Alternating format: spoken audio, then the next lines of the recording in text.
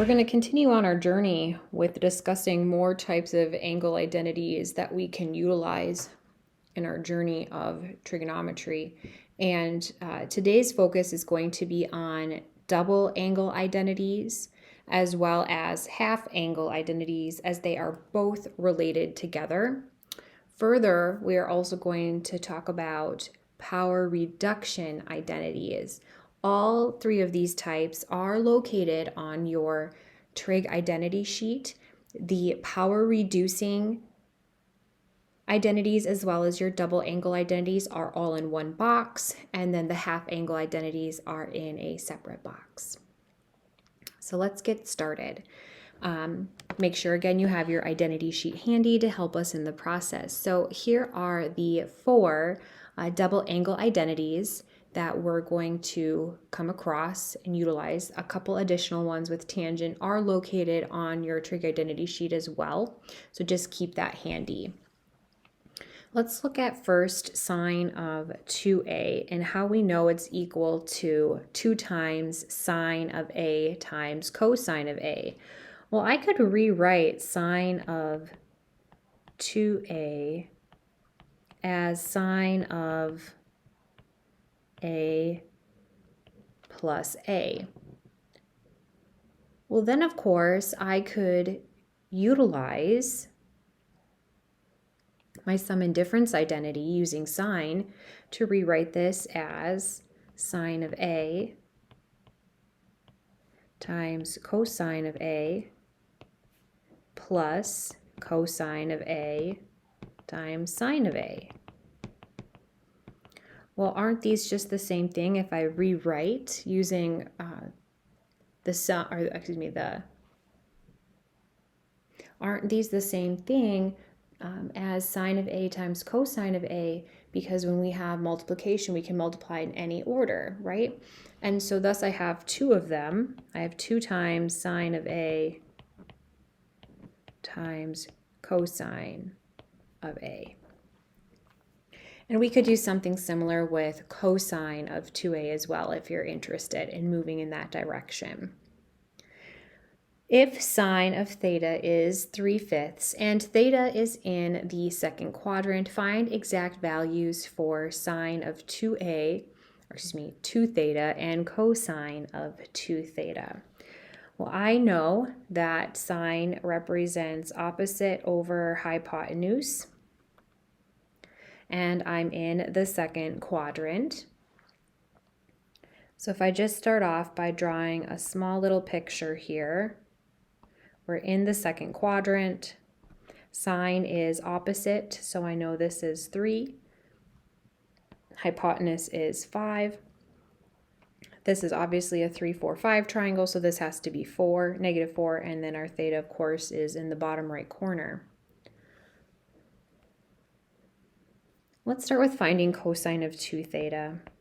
I know that cosine of 2 theta is the same as any one of these options, right? Here, here, here, or here. I'm going to utilize 1 minus 2 times sine squared of theta to help us out, since we already are given sine itself. So I'm going to say this is the same as 1 minus 2 times sine squared of theta, or 1 minus 2 times sine, which we said was 3/5 squared. And of course, this is 1 minus 18 25ths, because we'll have 9 25ths times 2 is 18 25ths. And I know 1 is the same as 25 25ths, so when I subtract, I will have 7 25ths. So I have found cosine of 2 theta. Now I need to find sine of 2 theta.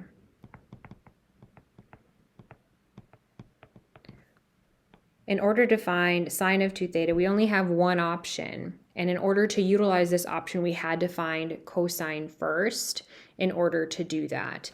So I know that this is the same as 2 times sine of theta times cosine of theta. Well, now that I've got my triangle, I can easily identify what cosine of theta is, right?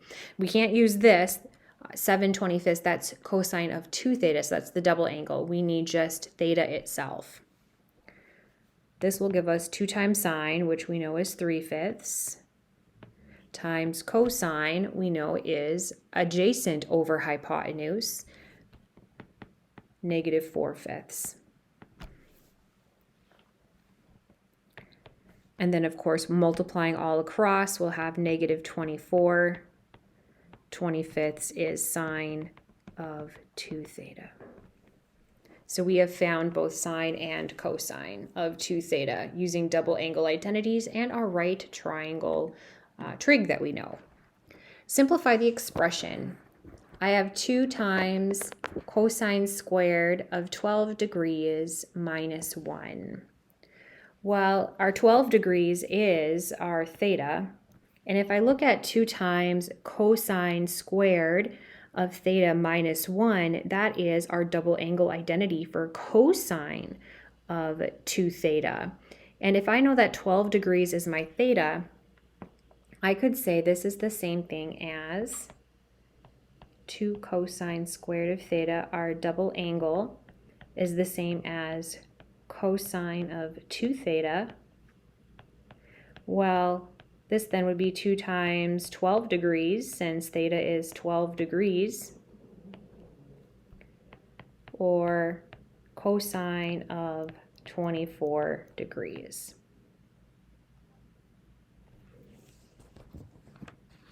Example 3, simplify the expression 8 times sine of 3x times cosine of 3x. So let's look at theta to be 3x. Notice they both have 3x, that's similar. I also know that 8 is equal to 2 times 4, which will be helpful. I know that looking at our double angle identities, that if I have 2 times sine of theta times cosine of theta, that this is equal to sine of 2 theta. Well, then let's simplify what we know, right? I know that this portion here could also be as 2 times 4 times sine of 3x, which is our theta, times cosine of 3x, also our theta, is the same thing as saying 4 times sine of, oops, there should be a 2 here, I apologize, 2 theta, or 4 times sine of 6x when I take 2 times 3x. Let's do some more simplifying. Notice I've got cosine of 2t over cosine of t minus sine of t. So the only portion that has the t in it, or the 2t, is the numerator. And I notice in my denominator that I just have the t on the inside. So perhaps I'll utilize, using my double angle, using one of the 3 options that's listed on our identity sheet. And I'm going to rewrite cosine of 2t using the double angle cosine squared of t minus sine squared of t. So let's use a double angle to see if this works. If it doesn't work, we might need to utilize one of the other options, right? But this is the same thing as cosine squared of t minus sine squared of t all over cosine of t minus sine of t. Well, then in our numerator, I see that I've got a difference of perfect squares, and we practiced factoring a couple sections ago. So I could factor using the difference of perfect squares into cosine of t plus sine of t and cosine of t minus sine of t all over cosine of t minus sine of t. Now that it's factored, I've got a common factor in the numerator and in the denominator. Of course, if I put this in parentheses, that I'm able to eliminate. So all that's left then is cosine of t plus sine of t. Prove that secant of 2t is equal to secant squared of t over 2 minus secant squared of t. And when I look at my double angles identities, I notice that I don't have secant, but what we do know is that secant is the same as 1 over cosine. So let's convert all of the things on the right-hand side into cosine so that we can add to our double angle identity what is secant of 2t, so that you don't have to redo this in the future. We can just use it as a given identity. I'll start off by saying that this is the same as, starting on the right-hand side, 1 over cosine squared of t all over 2 minus 1 over cosine squared of t. I notice that I've got a common denominator here, so what I will do is multiply by cosine squared of t, and this isn't the only way to do so, of course. But when I multiply my numerator by this, we will have our cosine squareds of t left over, leaving us with just 1. And in our denominator, I will have 2 times cosine squared of t minus 1, right, because these will be eliminated. I know that looking at my double angle identity going backwards, that 2 times cosine squared of x minus 1, or in this case t, is the same thing as cosine of cosine of 2t.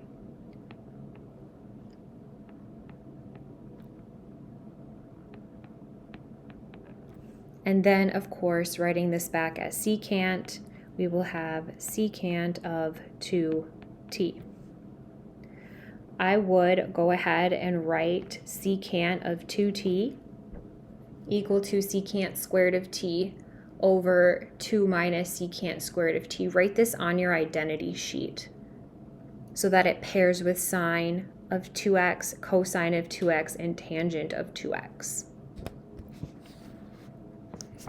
Part 6 is asking us to use an identity to find the exact value of cosine squared of 75 minus sine squared of 75. The only where I have of cosine squared minus sine squared is the double angle of cosine of 2x. So in this case, x is 75 here, and so I would have cosine of 2 times x, and we just said that cosine, our x value is 75, so cosine of 2 times 75 would then be cosine of 150 degrees, which is on our unit circle, so negative square root 3 over 2.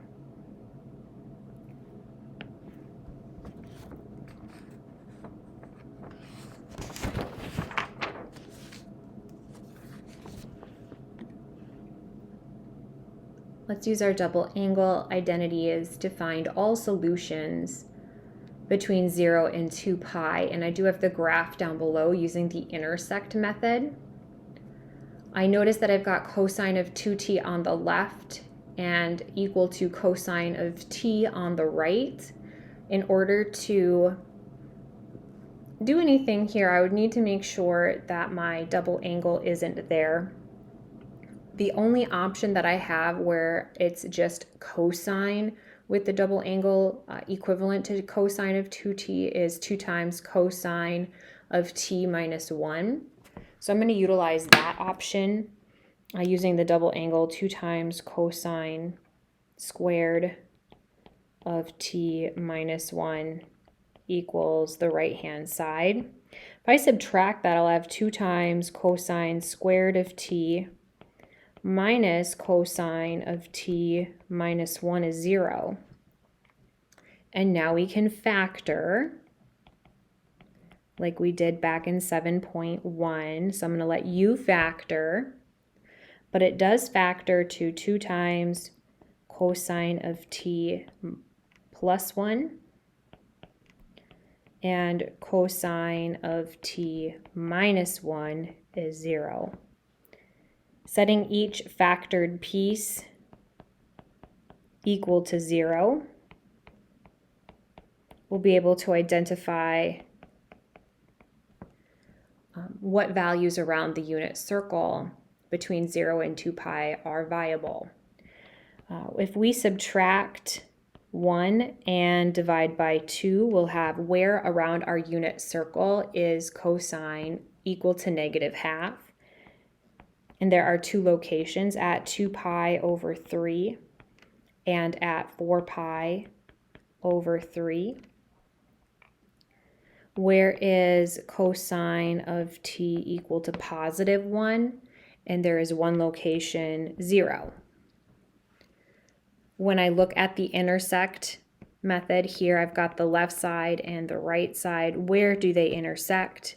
And they do in fact intersect at the 3 locations we said they would at 0, at 2 pi over 3, and at 4 pi over 3.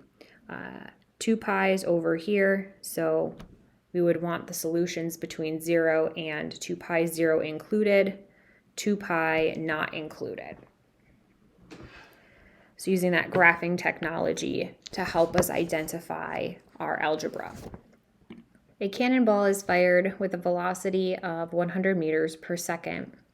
It's launched at an angle of theta. We know the horizontal component is 100 times cosine of theta. Ignoring physics of wind resistance, the height of the cannonball will follow an equation of -4.9 t squared plus 100 sine theta t, and the horizontal position will follow the equation of x of t is 100 times cosine of theta t. If you want to hit a target that's 900 meters away, what angle should we aim the cannon? So I want to take a look at a picture here. The cannonball is going to follow this equation, which is very similar to what we did in college algebra. So it's a quadratic. We can assume that we're going to aim the cannon starting at 0, 0. So our x value is, our y value is height. And our x value is distance.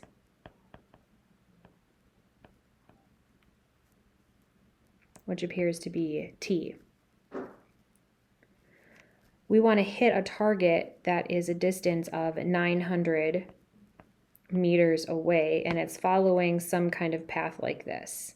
And this path here, of course, is the -4.9 t squared plus 100 sine of theta t. So we don't know what this angle is here that we should be aiming our piece at, but we do know that we want our height to be at 0 again when our distance is 900 meters. So our height will be at 0 where we start and then where the target lands 900 meters away. So at this point I can substitute -4.9 t squared plus 100 times sine of theta t equal to 0. And let's solve for t here. I can solve for t. I see that they both have t in common. So if I factor out t, I'll have t times -4.9 t plus 100 times sine of theta equal to 0. We'll have t is 0, which of course is this portion, so that doesn't really matter to us. But the other portion for t would be negative 4.9 times t plus 100 sine of theta. So here t would equal negative 100 sine of theta, and then divided by negative 4.9. Well, I know that if I have this negative and a negative, they'll be eliminated. All right, but we don't know what theta is. We want to find what theta is. So let's see if we can use our other equation to help us identify some portions here. I know that I want my distance to be 900 feet away. I also know that the horizontal position, it says, is this function. Horizontally away, I will be at 100 times cosine of theta times t. This has to be the 900 feet away that we're looking for. But I know we just solved for t, so let's substitute this in for t, giving us 100 times cosine of theta times 100 sine of theta over 4.9 equal to 900. So let's utilize our graph to help us find these two solutions, or the solution that we're looking for. I know this would then be the same as 100 times cosine of theta times 100 sine of theta over 4.9 minus 900 equals 0. It tells us right here that we're at, our first solution here is at 0.54. Well, this tells me that theta is 0.54 radians, or converting your radians into degrees, 30.94 degrees. Let's switch gears a little bit. Cosine of 2a is equal to 2 times cosine squared of a minus 1. So this is just, in fact, the double angle identity itself. So what if I wanted to look at and solve for cosine squared? Let's solve for cosine squared. I could add 1 to both sides.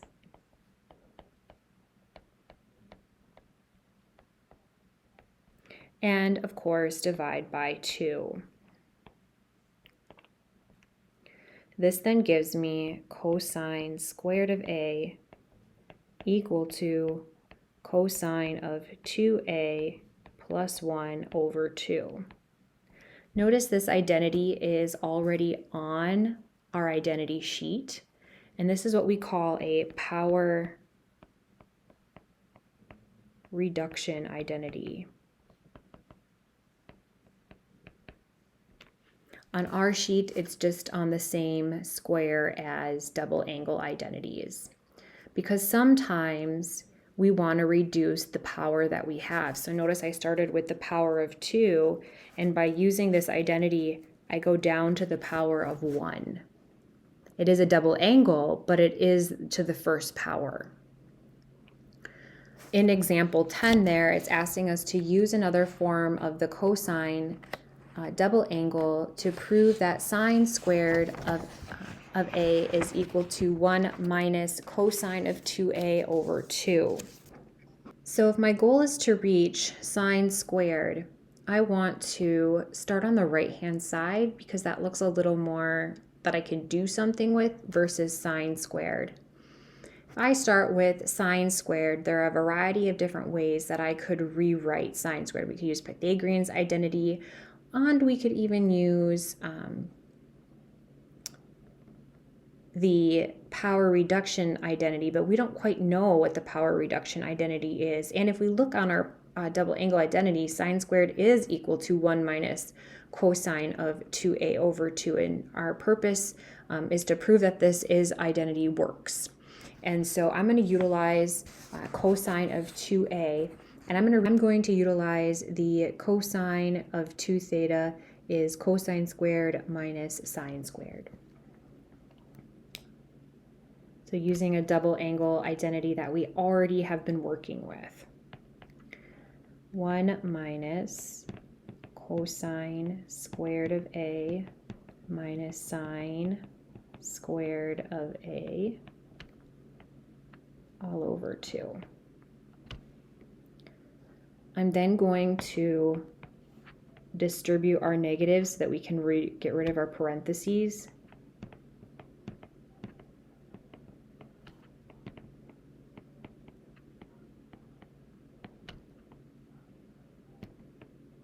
I notice then that 1 minus cosine squared of a using our Pythagorean identity is the same thing as sine squared. So I'm going to use my Pythagorean. Well, then this gives me sine squared plus sine squared is 2 sine squared over 2, which in fact reduces to sine squared of a. And we found the proof of sine squared of alpha, or a, is equal to cosine of 2a over 2. And we've reduced the power from squared to 1 using that power reducing identity. So let's start with cosine squared of a equal to cosine of 2a plus 1 over 2. So starting with our power reducing, let's let theta be 2 times a. That means if I solve for a is also equal to theta divided by 2. Substituting that in for a here and here, I will have cosine squared of theta over 2 equal to cosine of theta over 2 times 2 plus 1 over 2. Well, this gives me cosine squared of theta over 2 equal to cosine of theta plus 1 over 2, which I could take the square root of, so that cosine of theta over 2 is plus or minus the square root of cosine of theta plus 1 over 2, which just proved the half angle identities. Here I've got the half angle identities for sine and cosine. On our identity sheet is the half angle identity for also tangent. And then I also have on the right hand side here our power reduction identities. These are located again underneath the double angle identities on our identity sheet, and tangent squared is also listed there for our use. So utilizing either the half angle identity or the power reduction identity, let's rewrite cosine to the 4th power without any powers. Well, I know this could be then the same as cosine squared of x squared, because a power to a power we multiply. Thus 2 times 2 would give us cosine to the 4th power. Noticing that our power reducing identities only use power squared. So now utilizing the right hand side, this is the same as cosine of 2x plus 1 over 2 squared, which we can expand to cosine of 2x plus 1 times itself, cosine of 2x plus 1 all over 4. I can then distribute, giving us cosine squared of 2x. When I do here to here, I'll have plus 2 times cosine of 2x, because I'll have here to here, it gives me 1 cosine of 2x plus another cosine of 2x plus 1 over 4. Thinking about just this portion has the square, and we don't want any powers. Let's bring this up here, because I know that cosine squared of 2x, we have our 2 on the inside here, is the same as cosine of 2 times 2x plus 1 over 2, which is then the same as cosine of 4x plus 1 over 2. Now we can continue on our way. I just rewrote cosine squared of 2x as cosine of 4x plus 1 over 2 plus 2 times cosine of 2x plus 1, and each one of these, right, is over 4 if we expand and just decompose the fraction itself. I now have cosine of 4x over 8, plus here I'll have 1/2 divided by 4 is 1/8, plus 1/2 times cosine of 2x plus 1/4. Well, I can combine like terms, giving us cosine of 4x over 8 plus 1/2 times cosine of 2x plus 3/8 when I take 2/8 plus 1/8. There's a lot happening when we use that power reducing, so take it one step at a time and don't particularly rush through them. In our last example, we want to find the exact value for cosine of 15 degrees. I know that 15 degrees is half of 30 degrees, and we do know what 30 degrees is within our unit circle itself. So I could say that this is the same as cosine of 30 divided by 15, which allows me to utilize the half angle identity to give us plus or minus the square root of cosine of 30 degrees plus 1 over 2. I know cosine of 30 degrees is in the first quadrant, so I only care about the positive version because we know we're already in the first quadrant, which gives us the square roots of 3 over 2 plus 1 all over 2, and just reducing and simplifying underneath our complicated radical is square root 3 over 4 and half.